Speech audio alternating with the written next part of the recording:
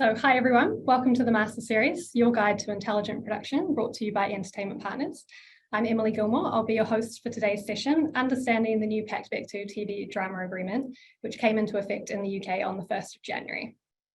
Our expert panelists here in the UK will walk you through the key changes so you can be confident in applying the new terms and conditions across your productions. And we know that these changes have come at what is already an incredibly busy time for production teams here in the UK.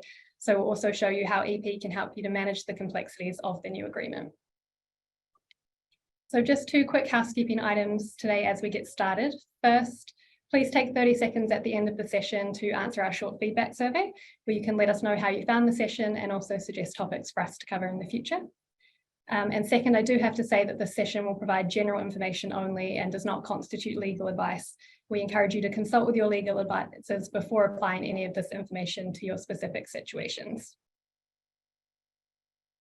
Okay, so before we jump in, let me tell you a little bit about EP and our team here in the UK. So Entertainment Partners has been partnering with the entertainment industry for over 46 years. It's the global leader in entertainment payroll and technology, with a presence in the UK, Ireland, the US, Canada, Australia, and New Zealand. Our digital solutions support every phase of production. Many of you will be familiar with our products like Movie Magic Scheduling and Movie Magic Budgeting, Smart Accounting, and the Production Portal. And we now offer a UK payroll service following our recent acquisitions of Hargenet Global and Moneypenny Production Accounting, who have delivered thousands of paydays for cast, crew, and extras for studios and production companies creating content here in the UK. Following those acquisitions, we now have a UK-based team of more than 200 industry product and subject matter experts, and our team boasts a cohort of incredibly talented people who have joined us from the industry to help us power a smarter future. We have ex-financial controllers and ADs who've managed multi-billion-pound studio features, production managers and coordinators who worked on leading high-end TV shows, as well as a number of ex-production executives who've joined us from the UK's biggest studios and production companies. And I'm delighted that two of those industry experts who now work for EP are here with us today. So many of you will know Chloe Chesterton, who oversees client experience for EP here in the UK. Chloe has an incredibly impressive CV, having worked as an AD and a key second on some of the biggest films of the last 20 years.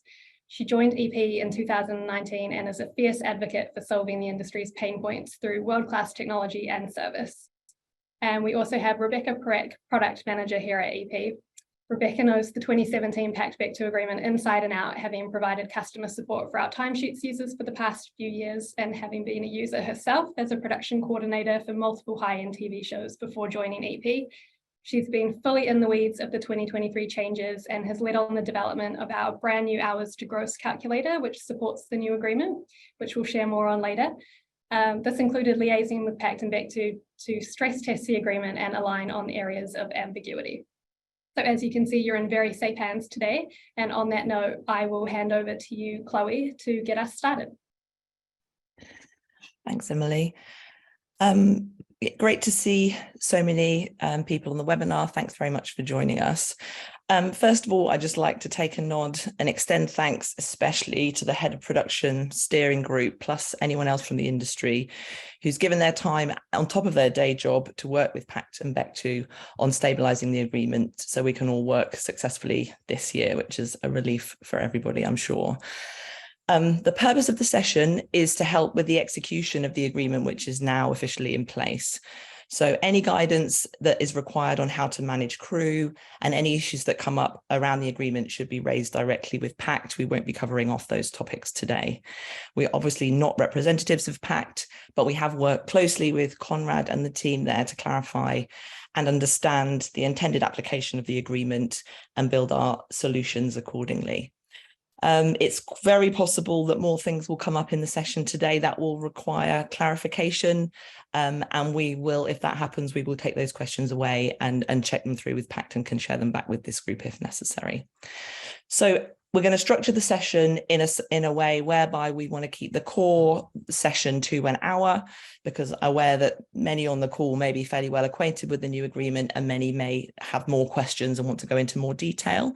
So what we're going to do is Rebekah is going to run through the key changes with illustrations, examples, etc. That will include budget bans, public holidays, split days, overtime and penalties, and 6th and 7th days. We will then move on to the demo of our timesheet solution, which supports the agreement, which is available from March.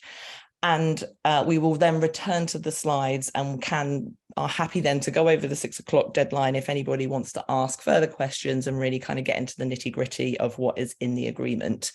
So if, as we go, you have questions, please put them in the chat. I will either bring them up with Rebekah as she goes through this first round, or indeed we can come back after the main session is finished and really kind of drill into the detail of those questions. We're very happy to do that. So please add them into the chat. Finally, there is a summary document that we've prepared, which we will be sending out to all attendees, which does give a kind of consumable way to understand the new agreement, which will hopefully be helpful. Next slide, please.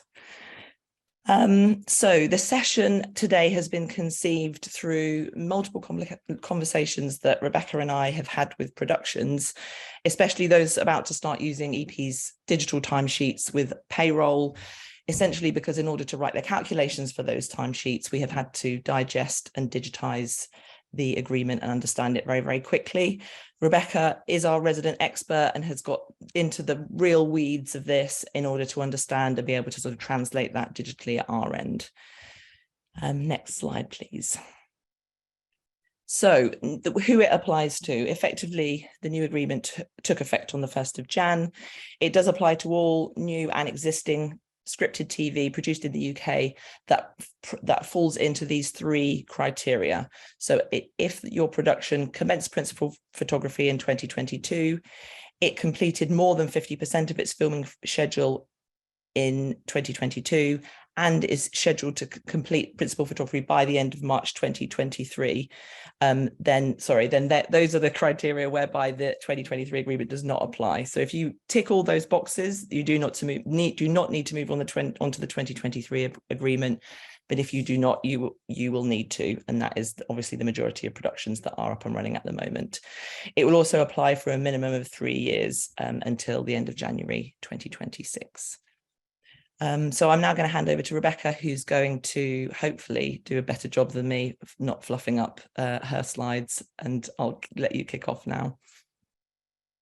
Thanks very much, Chloe. Thank you very much, everyone, for joining. So as Chloe's already outlined, I'm going to run through a number of the key changes that there have been between the 2017 agreement and the 2023 agreement. There are other changes that might be in there. Some of these will be in our handout, but if there's anything that we don't cover, or if there's any other questions, as Chloe said, please put them in the chat and we'll try and answer as much as we can. And we can come back to any of these slides as we need to. So probably the best place to start is with the budget bands. So a budget band is, they're worked out based on the budgeted cost of an hour of broadcast television. And the key difference here between the 2017 agreement and 2023, as you can see, is the introduction of a new band 4. So that band 4 applies to productions over 7 million. And as you can also see from this slide, next year on the 1st of January, the thresholds for each of those bands change. But what does this really mean? What is the impact of this new band 4? Well, really, this only applies to one main component. Thank you, Emily, which is bank holidays. So there's 2 parts to bank holidays. So one, if crew do work that bank holiday, the rule has changed and it's the same for all bands. The crew will now get double time. So when we're saying T throughout this presentation, we're talking about your standard rate, so your hourly rate or your daily rate. So for everybody, they'll get 2T, so double their standard rate on a bank holiday if they work it. The difference between bands 1 to 3 and 4 happens when crew take a rest day on that bank holiday. So in bands 1 to 3, it will be the same as really it was before in the 2017 agreement, and this will remain unpaid. So if a crew member does take a day off on a bank holiday in bands 1 to 3, either that would be fully unpaid or that would come out of their holiday entitlement. For band 4, it's slightly different. There is no impact on the holiday entitlement. This is a paid rest day. So that's really the key difference you need to be aware of between bands 1 to 3 and then this new band 4. Worth noting also that these rules only apply to UK bank holidays. So if you are shooting abroad even then, it's still the agreement applies to UK bank holidays, not local bank holidays there. Next slide, please, Emily.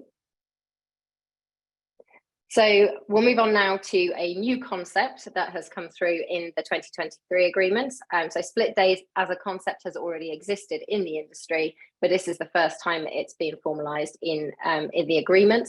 And in the agreement, it is defined as a filming day with a camera finish between 9 p.m. and 11 p.m. And the rules surrounding split days relate to the number of split days that a crew member can do during their contract on a production.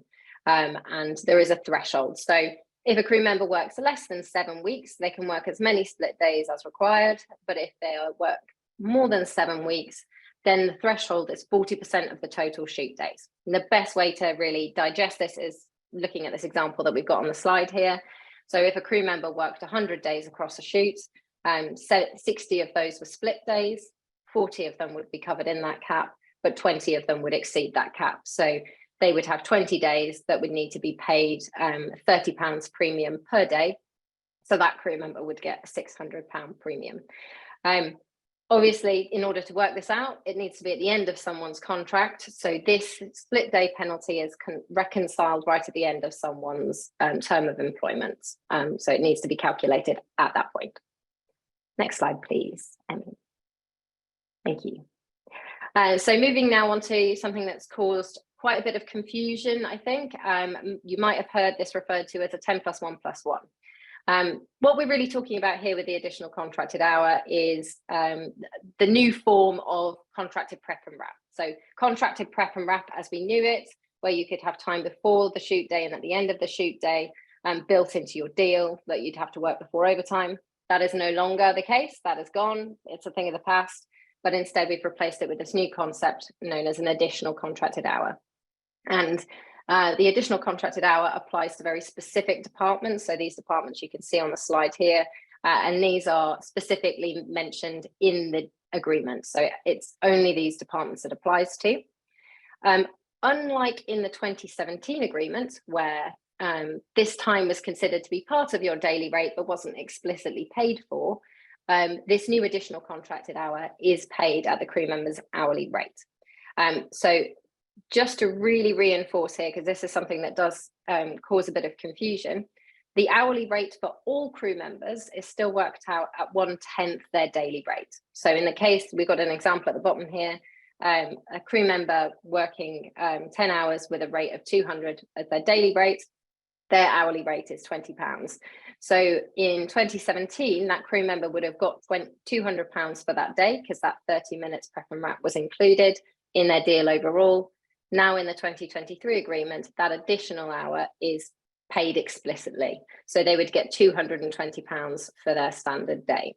So you could think of it as an alternative way of thinking that this crew members with an additional contracted hour are paid 11 times hourly rate rather than 10 times hourly rate. But that should be split out as the contracted working hours and then this additional contracted hour. Just like with the regular hours, if that crew member doesn't work all of the hours in that day, they would still receive that additional contracted hours. They would still get 11 hours pay for that day.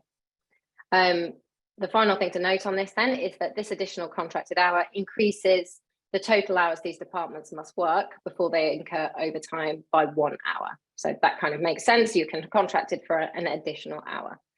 So we'll see how this applies with overtime shortly. Next slide, please.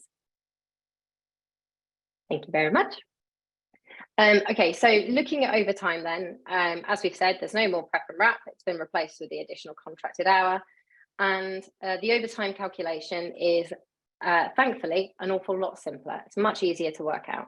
So it's no longer split as it was before into pre-calls, camera overtime and derig. So as you can see in the graphic that we've got here, in 2017, this individual, they had a pre-call at the start of the day, they had contracted prep in the blue, and then there was some camera overtime, then they had some wrap, and then they had some derig. So then you'd need to be adding those things up and rounding a different way. So it's quite complicated to follow.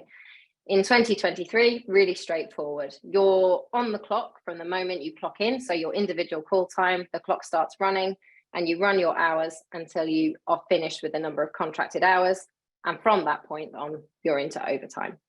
So you can see there the additional contracted hour is at the end of that day, so it increases the overall length of the day, and then you go into overtime.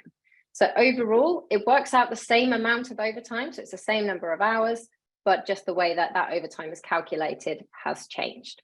Next slide, please, Emily. So we have another example here. This shows you exactly the same scenario, but without, this is a crew member on a 10+1 day. So this is without the additional contracted hour or the contracted prep and wrap. Exactly the same, except in this case, they're contracted for 1 less hour, therefore there is more overtime. Next slide, please, Emily. But with a simpler overtime calculation comes one more complicated part, which is that overtime is now divided into overtime that occurs before 11 p.m. and overtime that occurs after 11 p.m. And there are different rates. So overtime that occurs after 11 p.m. Because of it being a later time is paid at an enhanced overtime rate. This can be a bit confusing, but this is quite a handy example of how you would handle that situation where somebody has some overtime that occurs before and some overtime that occurs afterwards. So in this example that we can see here, this person's got 25 minutes of overtime. 5 minutes occurs before 11, 20 minutes afterwards. So you would separate that out, and then you would do the rounding up with the increments. So overtime before 11 p.m, 5 minutes, up to 15 minutes, and that's what you would pay the overtime rate on. And then that 20 minutes would be rounded up to 30 and then paid at enhanced overtime. And we'll have a look a little bit in a minute on more at those rates. Next slide, please, Emily. Thank you. Camera overtime. So a couple of things to note on camera overtime. So camera overtime, as you could see from those diagrams that we just looked at, it's no longer a separate penalty in the way we once understood it. So it's no longer really used to calculate somebody's overtime, because an individual's overtime is now purely based on their start and finish time, so their hours that they work. But as a concept, camera overtime obviously does still exist, and there are a couple of rules about this. So the key thing to note is that camera overtime can now be only called once, and it must be in 15-minute increments. So that means that if you were to say, oh, we need 15 minutes of camera overtime, and then 15 minutes later you realized you needed another 15 minutes, that scenario would no longer be possible. You would have to call 30 minutes of camera overtime at the start. So each day you go into camera overtime, you can only call that camera overtime once. And the final note about camera overtime is that grace periods have now been abolished, so they are no longer applicable in this agreement. Next slide, please. Thank you. Okay, so the overtime rate. Overtime rate in the 2017 agreement was the hourly rate, so T multiplied by 1.5, and there was a minimum of £35 and a maximum of £45. So if you had a lower rate, the minimum overtime rate you would have would be 35, the maximum would be 45. That cap, so the calculation is much the same, so it's still 1.5 T, and it's still subject to a minimum of 35, but the maximum cap has now increased. So it's either £70 or the hourly rate, whichever is greater. A nice way to illustrate this is if we have a look at example 2 and 3. So example 2 gives us an example of someone who whose rate, their overtime rate, well, their hourly rate when times by 1.5 is 90, so that exceeds the cap. So their overtime rate would be 70. But in example 3, that person's hourly rate is already greater than £70. So their overtime rate would continue to be their hourly rate. So they would have £90 there. The enhanced overtime rate is the same calculation, except that instead of multiplying by 1.5, you multiply by 2. The same caps apply as with the original overtime rate. So minimum of 35, maximum of either 70 or the hourly rate, whichever is greater. Just a note, you can see at the top there, so Pact advised that on days paid at 2T, so things like 7th days and the worked bank holidays, the enhanced overtime rate is used instead of the overtime rate, which otherwise you'd be paid less for your overtime than you would for your regular working hours. And also, Rebekah, just one thing that I think just to double kind of qualify is that additional contracted hour crew members, their overtime rate is still 1/10 of their day rate, not 1/11. So that's just a very clear part of the agreement in terms of calculations. Yeah, exactly. So as we kind of highlighted before, so because someone's hourly rate is worked off the 10 hours that they do, so that additional contracted hour is already on top. When you're working out the overtime rate, you want to take that hourly rate, which is that 1/10 of the day rate, and then multiply that. So it doesn't, the overtime rate would still be a similar thing for those with additional contracted hour. Thanks, Chloe. Good clarification. Next slide, please, Emily. Okay, so this is quite a handy little cheat sheet for understanding what's changed then with all these overtime and penalties, and how you're supposed to round them up and what the rates are for them. So starting on the table on the left, the 2017 agreements, so we can see that overtime and penalties, some of them were grouped together. It's worth noting that this is one of the areas that was most contentious in the past, and one of the biggest areas of friction with the old agreement. So this is an interpretation of how these should be rounded together, but there were other interpretations and ideas about how these should be split out. On the right hand side, you can see that's already solved, and it's way more straightforward because every penalty is now its own penalty. So every overtime penalty is split out and handled on its own. The other thing that has been simplified, you can see in the rounding on the right hand side, now every single penalty is rounded in 15-minute increments. So previously we treated camera overtime differently to everything else. Previously camera overtime is 30 minutes for the first hour, then hourly. Now this is much more straightforward. It's just 15 minutes for everything. So that's really easy to remember. Everything is its own thing and you round it in 15-minute increments. Where there is more complexity then is the rates.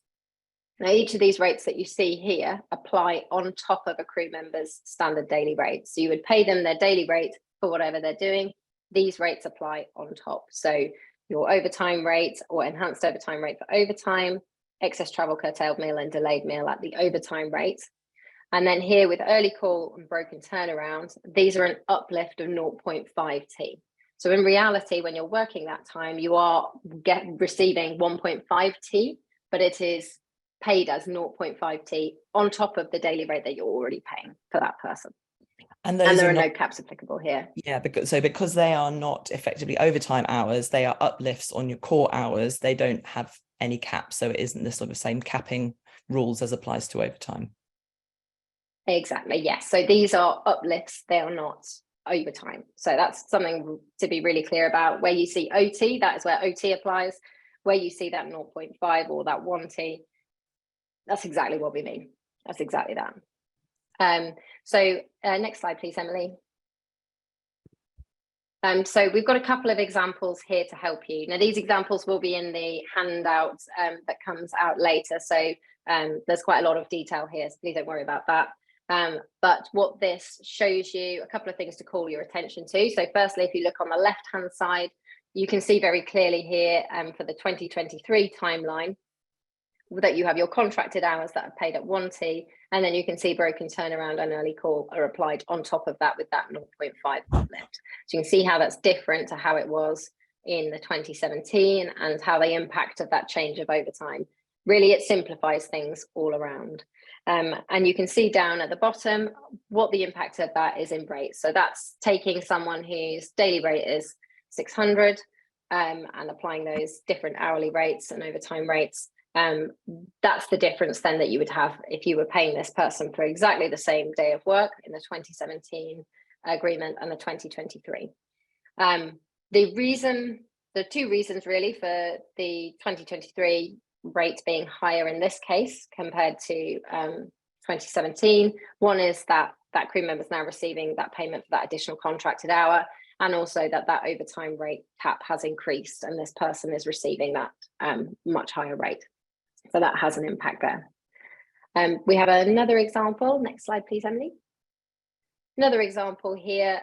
This one, you can see again with the delayed meal, how that is paid on top of that time. Curtailed meal is not paid on top. It forms part of the working day. So that's based on the information that we've had. But it's also really helpful for you to see here that overtime split. So you can see really clearly that overtime before and after and how that works out then with those rates. And you can see exactly the same working hours for this person. You can see again at the bottom how those rates apply. Next slide, please, Emily. Moving on now to night work. So there's a couple of changes surrounding night work that are useful to know. Firstly, the definition of night work has now changed to scheduled shooting hours worked past 11 p.m. So it was previously midnight. Just to highlight here as well, that night work is another one of those overtime and penalties that is an uplift. So it's not paid instead of time, it is paid on top of. So night work applies if that individual is working during those scheduled shooting hours past 11 p.m. So in the case here, it doesn't matter if that person's still within their contracted hours or they're in overtime after 11 p.m. It's that night work, that night work will apply as provided that they are at work. So just as you can see in this example here. Next slide, please, Emily. Thank you. So that night work is then aggregated across the whole week. So that means that all the night work is added together to find the total night work time for that week. So you can see in the example that we have here, we've got 4, 3, 2, 1, 1 hours over the course of that week. So we add all of those up together to get 11 hours. So that's working out, that's the total number of night work hours that have been worked. But in order to work out what that penalty needs to be or what you need to compensate, you need to first round it in 15-minute increments, and then you need to cap it at 1 working day. So in this case, we've got 11 hours. It's then capped at 10 hours. Once you've found what that penalty is or what you need to compensate, you need to compensate that either by giving it as compensatory rest or as paying it as the penalty. So giving people that additional paid day. One other key difference, so that is very much the same as it was. The key difference here is that in the 2017 agreements, that cap would apply to a continuous block of night work. So that could happen over a stretch of 4 weeks. For example, you would still have only a maximum of 1 day that you would pay at the end of that. Now night work must be compensated weekly, and it must be compensated by the first day of the following week. So in this example here, where we've got those 10 hours, we could compensate this by giving the next Monday off as a compensatory rest day or a turnaround day, and that would compensate it. If we didn't do that, then that person would be owed 10 hours of night work penalty. Next slide, please, Emily. Okay, compensating broken turnaround. So in 2017, the agreement wasn't particularly explicit about exactly how broken turnaround was compensated. It was clear that broken turnaround could be compensated by giving people compensatory rest at another point. But it didn't say whether that should be during the day that broken turnaround occurs, so sending them home early, or if it should be at any point during the week. So that has been clarified, that now this can be offset across the whole week. So if a crew member finishes very late on Monday, they start early on Tuesday, so they have some broken turnaround, you could send that crew member home on Friday early to compensate that. So it's worth considering broken turnaround more on a week basis rather than on a daily basis. So you'd be looking at that broken turnaround by the end of the week and had you compensated it at all. Next slide, please, Emily. So coming to the kind of final part of this this section, which relates to 6th and 7th days. So firstly, looking about when 6th and 7th days apply. So the agreement has clarified that 6th and 7th days must be consecutive. So previously that wasn't clear. So if you have a look here in the on the diagram, you can see in example 1, we have a situation where in week 1, the crew member works Monday to Friday and then they work a Sunday. Previously that could have been interpreted as a sick day or not, but it wasn't very clear. Now it must be consecutive. So in example 1, that would not be a 6th day. However, if we have a look at example 2, that first week, week 1, there wouldn't be a 6th day, but because we start the clock on that Sunday and there's consecutive work days in week 2, that Friday would then be considered the 6th day. So there would be a 6th day in week 2. That also clarifies that travel days do not count for the purposes of calculating 6th and 7th consecutive days. So that's why in example 3, there is no 6th day. So because that day on that Sunday is a travel day, there is no 6th day. The clock starts again from the work days. So you only count consecutive work days. And the final thing to note is that Pact and Bectu have very clearly agreed that crew will not work for 8 consecutive days. So that's prohibited. So there's not a penalty associated with that, but it is a very clear rule. Next slide, please, Emily. So rates for 6th and 7th days. So for 6 days, that would used to be in the 2017 agreement. You would typically be paid your standard daily rate for that. So you'd be paid 1T. For shoot days, now that will be always 1.5T. So 1.5 times your hourly rate or daily rate. For non-shoot days, there's a bit of a nuance and a bit of a difference here. So if on a non-shoot day, you work less than 6 hours, you'll be paid 10 hours for at your daily rate. But if it's more than 6 hours, the crew member would be paid for 10 hours at 1.5T. The agreement's really keen to stress that this should not occur, this scenario of crew members working a 6th day on a non-shoot day, and emphasises that prior approval must be granted before that happens. 7th days, the rule has not changed. It's still, the rate for that remains 2T. Thanks, Rebekah. Great. So that is the bulk of the session now kind of complete. So if you would like to know more about EP in the UK, payroll, technology, production portal, etc., please do drop us a line on ukhello@ep.com. Thank you, Chloe, as well, and Rebekah, both of you, and to our audience. Obviously, like Chloe said, we covered a lot today, so look out for the recording of this session, look out for the takeaway summary in your inbox, and we'll be in touch again with the kind of FAQ and it may that potential follow-up session for clarification. If you would like to access this recording or the complete library of Master Series episodes, you can do so at ep.com/Master Series. And just to reiterate, if you would like to hear more about how EP can support your production, then get in touch at ukhello@ep.com. So that is it for today. Thank you so much for joining us. Thank you for staying till the end, those of you who did. And we hope to see you at the next Master Series event.